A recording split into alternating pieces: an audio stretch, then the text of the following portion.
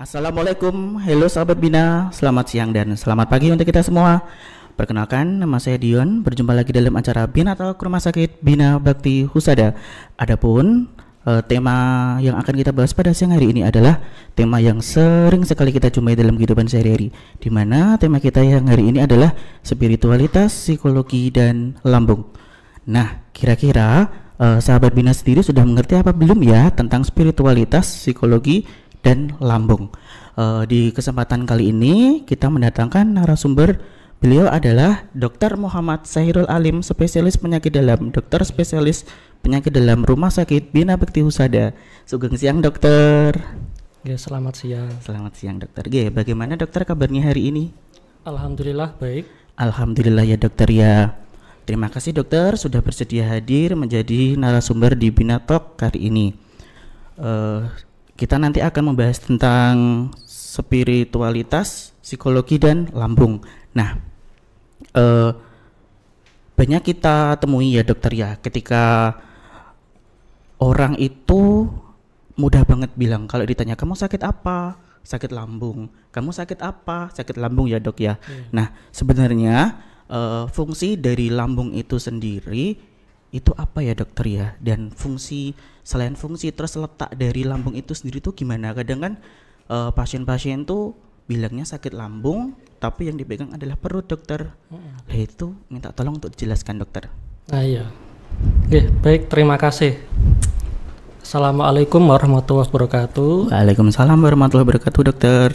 Oke, suatu kehormatan ya bagi kami diundang di acara Bina Talk. Nah, perkenalkan, saya Dr. Muhammad Syahrul Alim, salah satu dokter penyakit dalam di RS Bina Bakti. Jadi untuk tim kami sebenarnya ada 3 dokter ya. Jadi saya, kemudian Dr. Ivon, dan Dr. Setyo Yuniatun atau Dr. Yun. Ya alhamdulillah tim kami bisa mengisi dari pagi sampai sore. Jadi insya Allah nanti kalau teman-teman atau dari keluarga ada yang membutuhkan konsultasi layanan penyakit dalam dari pagi sampai sore di RS Bina sudah lengkap.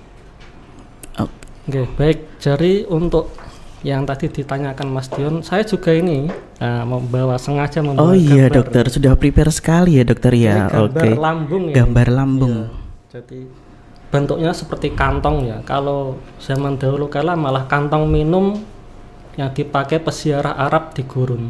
Nah, bentuknya seperti ini. Jadi memang ya kalau dikatakan letak secara di tubuh, untuk lambung itu ya di perut. Ini salah satu rangkaian organ yang membentuk suatu sistem pencernaan. Nah, kenapa kemarin kita menyusun temanya menghubungkan spiritualitas, psikologi lambung. Ini juga pas momen nanti pas Ramadan. Jadi semua ini ada kaitannya. Nah, juga beberapa pasien yang datang kemudian kalau secara awam dokter mengatakan sakit lambung, pasti sebelum ini akhir-akhir ini juga tanya, "Dok, aman tidak saya berpuasa?" Gitu. Nah, maka dari itu kami juga menjelaskan. Sebelum ke sana itu saya ingin membuka wawasan dulu. Jadi tentang istilah penyakit. Jadi bahasa penyakit itu tidak hanya sekedar misal terjadinya suatu ketidaknyamanan atau terjadinya suatu rasa sakit atau hal lain. Nah, beberapa yang sudah tak simpulkan, sebenarnya satu rangkaian ini adalah adanya gangguan keseimbangan. Jadi intinya itu sebenarnya tubuh kita kalau secara medis ya, jadi terbentuk juga sistemnya seimbang. Jadi seimbang baik dari fungsi, struktur.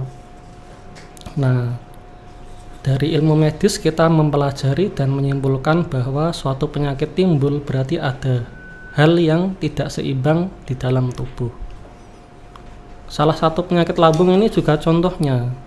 Sebelum ke sana kan kita mungkin sering ada penyakit hipertensi juga. Iya dokter. Kalau hipertensi itu gangguan keseimbangannya antara nanti di sistem jantung, pembuluh darah, sama air. Nah, kalau tidak seimbang, hipertensi. Nah, khusus di lambung, di mana letak ketidakseimbangannya? Jadi, seperti yang saya bawa gambar ini. Kan biasanya kalau awam itu menilai sakit lambung itu asamnya naik gitu. Asam naik, dokter. Asam naik. Nah, kalau produksi asam itu ada di badan atau korpusnya lambung di tengah ini. Jadi ini bukan hanya sekedar kulit ya. Jadi di sini bisa menghasilkan nanti yang asam itu, kemudian enzim pepsin juga, dan dipicu oleh gastrin. Jadi pemicunya gastrin dulu. Nah, kemudian kenapa disebut tidak seimbang? Nah, di lambung ini sebenarnya dia, kalau kita berpikir loh, kantong ada cairan tapi bisa membuat makanan jadi lembut, itu kayak apa gitu? Apakah ada blendernya ya dok ya? Atau ada apanya ya dok ya? Kan kita melihat buah aja di jus di blender gitu. Iya dokter. Kenapa makanan kok bisa halus seperti itu? Nah, itu kan di gambar ini ada. Jadi blender itu kan berputar ya. Ini kalau otot di lambung itu ada yang longitudinal, sirkuler, berputar, sama miring. Nah, jadi makanan itu secara rata diputar di lambung juga. Nah, yang melembutkan apa adalah nanti dari enzim-enzim lambung. Pernah tuh dulu pas Mas Dion ingat enggak pas SMA atau SMP percobaan kimia? Oh iya dokter. Asam HCl diteteskan kayu atau plastik langsung meleleh. Nah, iya, sama di lambung seperti itu menghasilkan enzim. Loh, tapi ini kan kulit lambung itu ya sama kulit kan, mungkin sebutannya mukosa di dalam, kok nggak kenapa-napa gitu. Nah, di dalam lambung ada yang namanya sistem agresif sama defensif. Nah, itu nanti yang jika tidak seimbang itu akan membentuk suatu iritasi atau luka di lambung. Nah, ketika ada makanan yang di ujung dari kulit ini, mukosanya ini nanti kan sebenarnya akan melindunginya dengan cara mengeluarkan mukus atau lendir. Lendir itu yang nanti akan mencegah asamnya menempel sampai ke kulit. Nah, asamnya ini akan mengolah makanan menjadi lebih lembut. Nah, bagaimana kita biar menjaga tetap faktor agresif sama defensif ini seimbang? Nah, yang paling utama yang tidak pernah disadari ternyata memang dari gastrin. Hormon gastrin adalah pemicu sebelum keluar. Jadi kan kayak sesuatu dipancing dulu, nah pancingan keluarnya ini dari gastrin. Nah, gastrin ini sangat erat kaitannya dengan hormon stres. Maka dari itu, kalau kita semakin stres, kemudian terpicu, nah makanya gastrin ini akan memicu asam lebih tinggi. Sedangkan faktor defensifnya, dia melindunginya tidak seperti aliran yang seimbang seperti asam yang keluar. Makanya timbul iritasi. Iya dokter. Nah, makanya terus saya kaitkan, nah, lambung psikologi. Kalau dalam ilmu medis itu ya disebut neuro psikoendokrinologi. Itu suatu cabang ilmu yang sudah dipelajari sejak lama, bahwa memang pikiran itu sangat menentukan. Jadi ketika nanti ada stres, jadi yang kacau tidak hanya terus orangnya tampak cemas, murung, enggak, tapi di dalam tubuhnya sistem hormon juga kacau. Nah, itu. Iya dok. Makanya saya kaitkan ini karena bahkan mohon maaf untuk obat lambung ya, obat lambung itu tidak baik kalau dikonsumsi terlalu lama. Karena fungsinya dia apa? Seperti pompa proton yang kita minum, mungkin omeprazol, lansoprazol itu memang dia memblok asam, tapi akhirnya nanti situasi di lambung ini jadi basah. Nah, kalau basah terlalu lama ya di lambung itu ada suatu kuman flora normal, dia akan tumbuh lebih banyak berkoloni, itu yang akan menimbulkan penyakit lagi. Nah, maka dari itu nanti untuk dokter pasti akan memberikan suatu nasihat. Jadi dari kasus yang terjadi, yang sakit lambung ini sudah dilakukan teropong atau endoskopi, 60%-nya normal sebenarnya. Iya dokter. Nah, yang normal ini jika minum obat seperti lansoprazol, omeprazol terus sampai berbulan-bulan tidak pernah berhenti, maka yang terjadi malahan gangguan keseimbangan tidak hanya di asam basa tapi di bagian kuman flora normalnya. Nah, maka dari itu kita yang harus waspada. Kemudian yang kedua, hubungannya kenapa dengan spiritualitas. Nah, ini yang jadi sesuatu menarik. Iya dok. Saya itu sudah, kalau dalam praktek ya, mungkin penyakit dalam ini memang hanya baru 2 tahun ini. Tapi sebelumnya juga sebagai dokter umum kan mempelajari beberapa pasien itu yang punya sakit lambung, kumat-kumatan, nah dibuat puasa loh kok nggak apa-apa gitu. Malah ada yang lebih sehat ya dok. Malah ya? lebih sehat. Iya. Nah itu adalah kaitannya spiritualitas. Jadi spiritualitas ini otomatis mempengaruhi psikologi, sehingga psikologinya stabil, sehingga hormonnya juga stabil. Jadi tidak terjadi suatu gangguan keseimbangan keseimbangan lagi ya. Seperti yang kita sampaikan tadi. Iya dokter.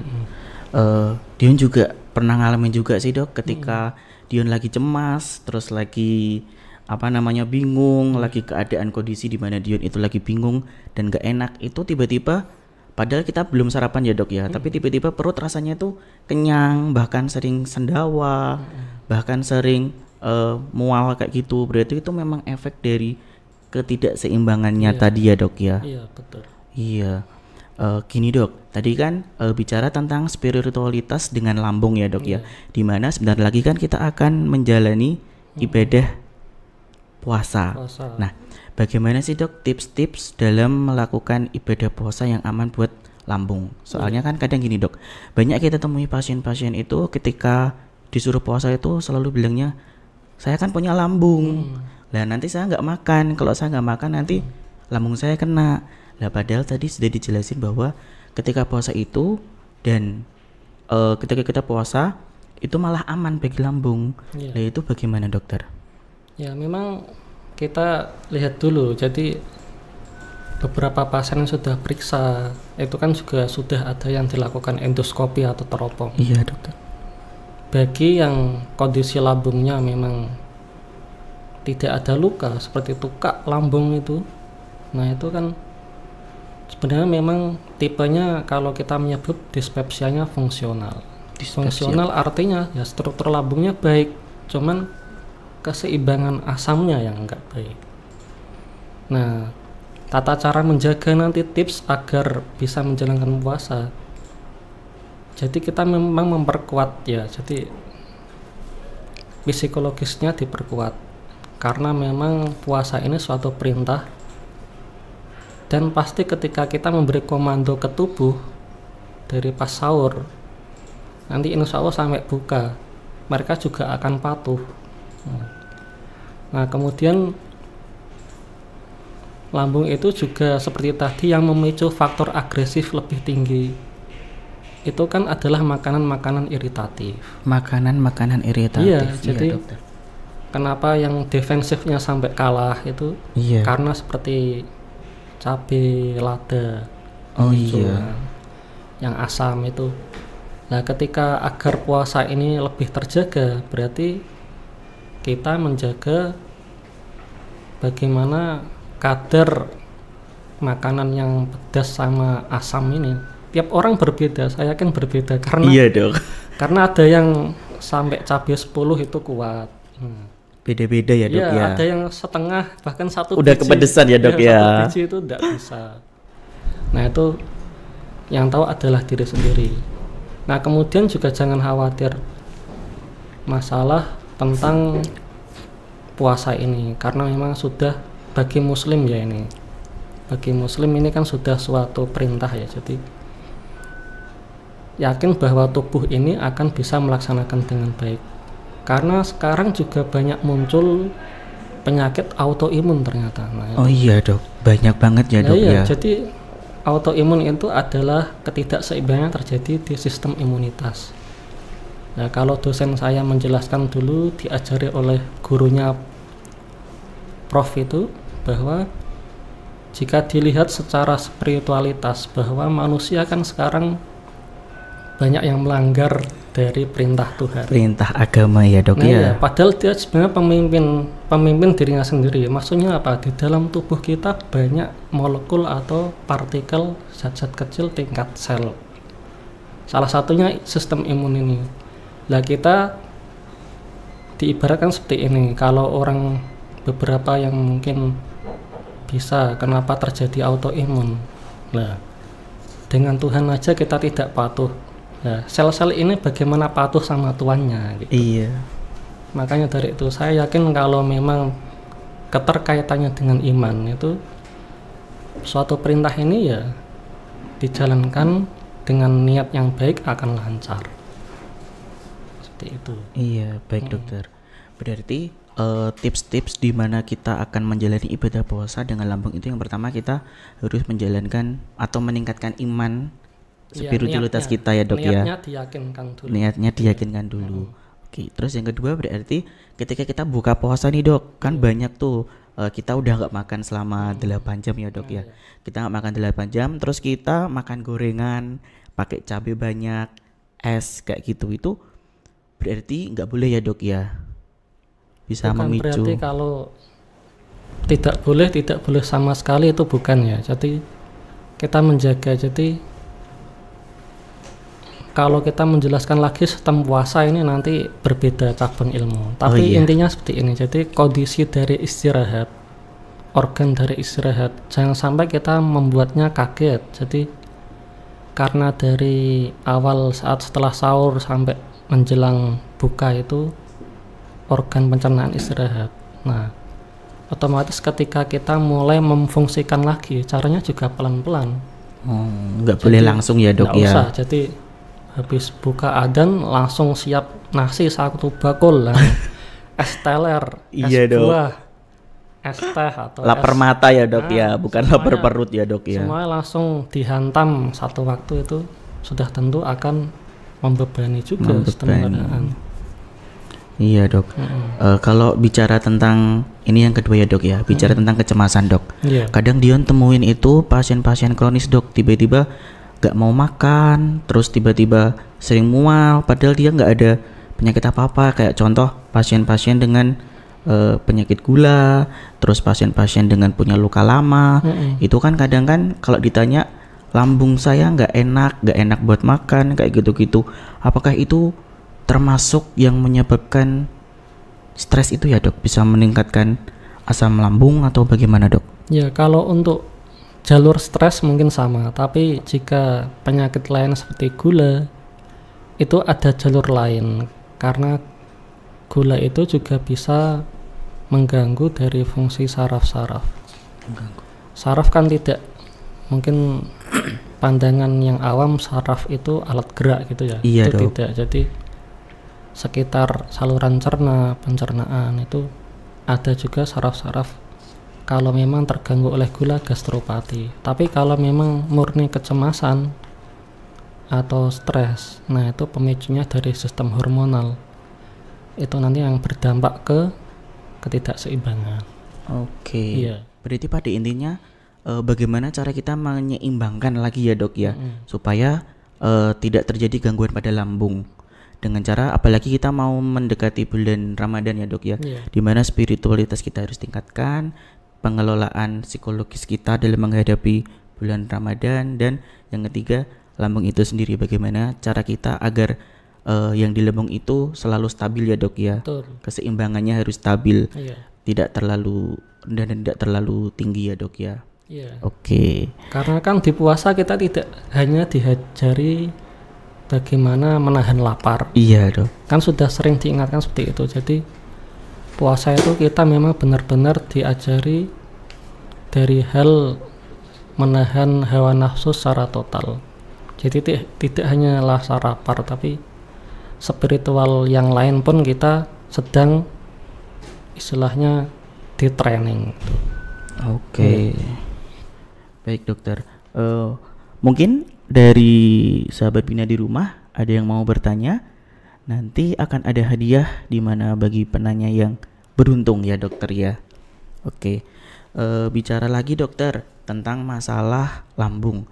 Sebenarnya kasus-kasus yang sering dokter tanganin, gejala-gejala ataupun kasus lambung yang sering dialami di masyarakat itu berupa apa aja dokter? Jadi kalau dibagi dua hal besar ya, jadi kita menyebut suatu kalau pasien datang pastikan dengan gejala dulu. Iya dok.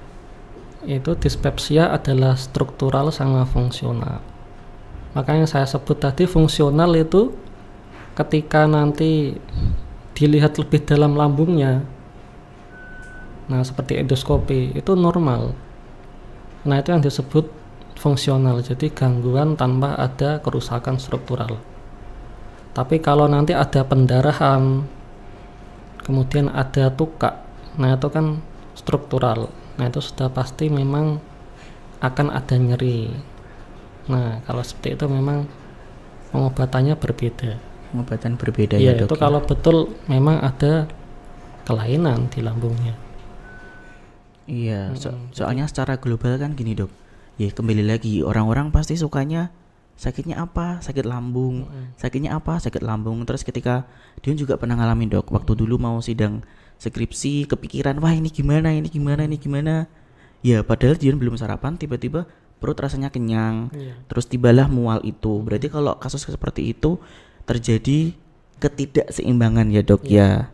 Pengelolaan psikologis Dion dalam mau ujian skripsi berarti harus harus dikelola lagi ya dok ya. Betul. Berarti kembali lagi di mana keseimbangan pengelolaan diri sendiri ya dok ya. Pada intinya ya. Baik.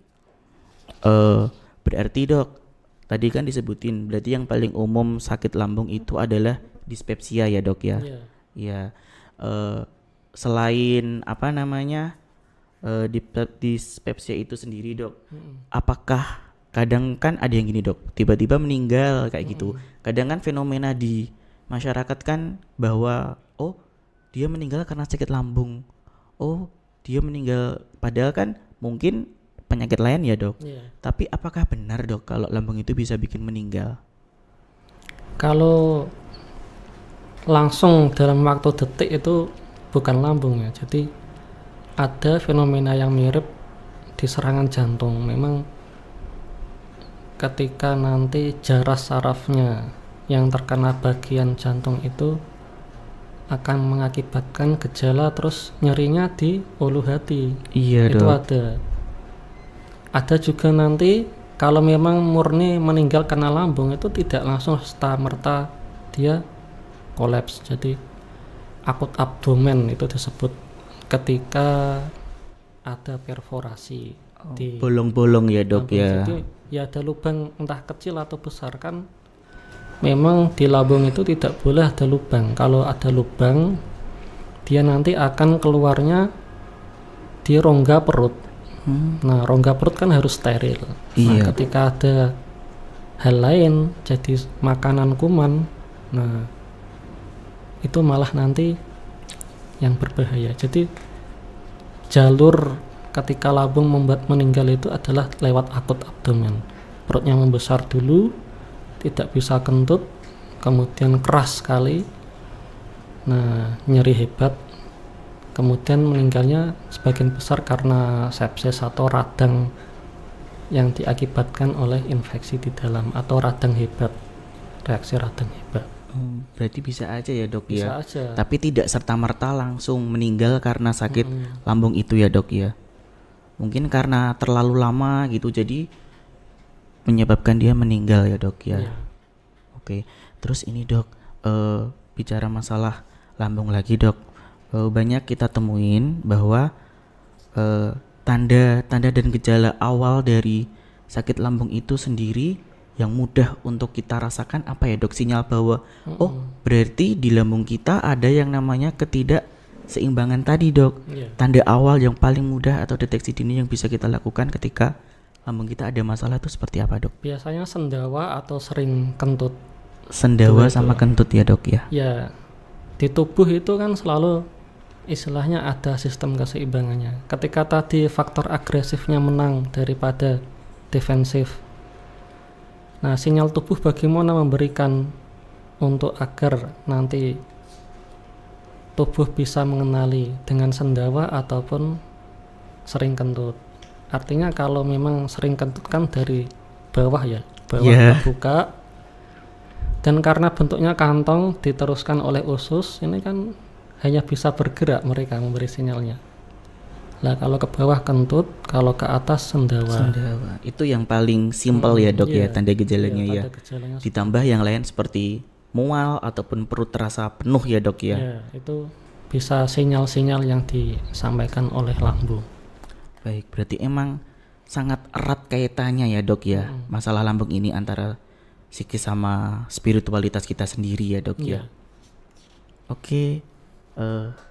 Masih ada yang sudah ada pertanyaan? Oh iya, Dok.